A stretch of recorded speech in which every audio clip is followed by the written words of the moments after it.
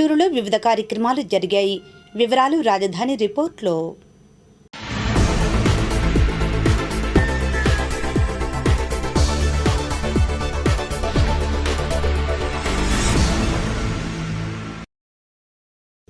కూటమి ప్రభుత్వం అధికారంలోకి వచ్చి 2 ఏళ్లైనా ఎన్నికల వాగ్దానాలను అమలు చేయడం లేదని సిపిఐ ఆరోపించింది.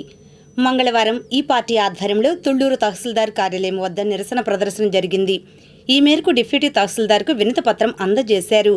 ఈ సందర్భంగా సిపిఐ నాయకులు కాబోతు ఈశ్వరరావు మాట్లాడారు.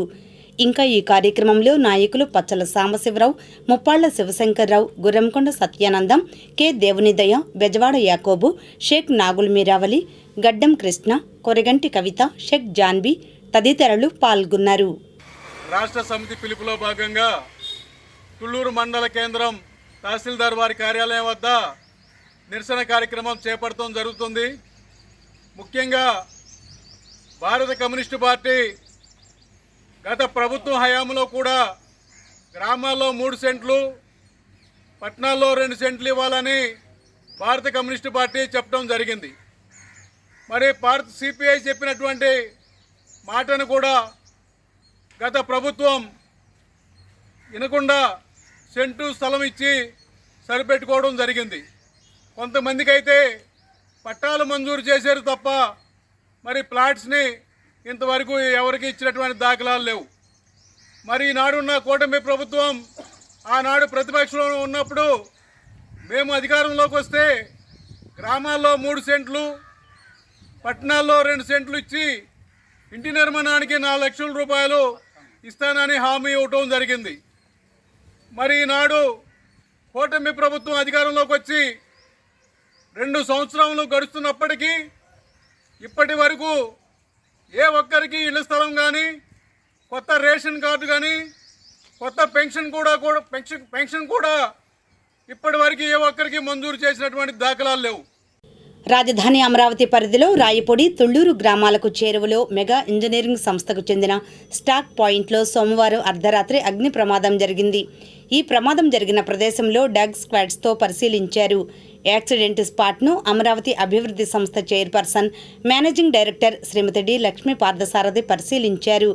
ఎల్పిఎస్ జోన్ 6 అభివృద్ధికి తీసుకువచ్చిన మెటీరియల్స్ స్టాక్స్ను ఇక్కడ ఉంచారు. ఈ ప్రమాదంలో నిర్మాణ పనులకు తీసుకొచ్చిన వివిధ రకాల యుటిలిటీ పైపులు అగ్నికి ఆహుతి అయినట్లు ADC chief engineer CH Dhanunjaya సీఎండీకి వివరించారు. ఇక్కడ పనిచేస్తున్న కార్మికులకు ఎటువంటి ప్రమాదం జరగలేదు. స్టాక్ పాయింట్లలో ప్రమాదాల నివారణకు కట్టుదిట్టమైన భద్రతా చర్యలు చేపట్టాలని మెగా ఇంజనీరింగ్ సంస్థ ప్రతినిధులకు సిఆర్డీఏ అధికారులు సూచించారు.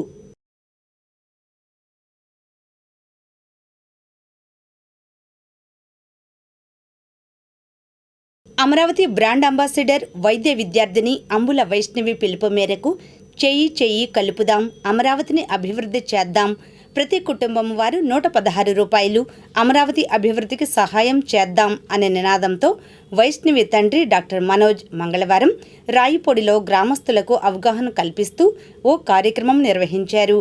గ్రామంలో స్వచ్ఛాంధ్ర స్వర్ణాంధ్ర బ్రాండ్ అంబాసిడర్ పక్షాన పారిశుద్ధ్య కార్మికులను డాక్టర్ మనోజ్ సన్మానించారు. అనంతరం ఆయన మాట్లాడారు. ఈ సందర్భంగా కొందరు పారిశుద్ధ్య కార్మికులు అమరావతి అభివృద్ధికి క్యూఆర్ కోడ్ ద్వారా 116 రూపాయలు జమ చేశారు.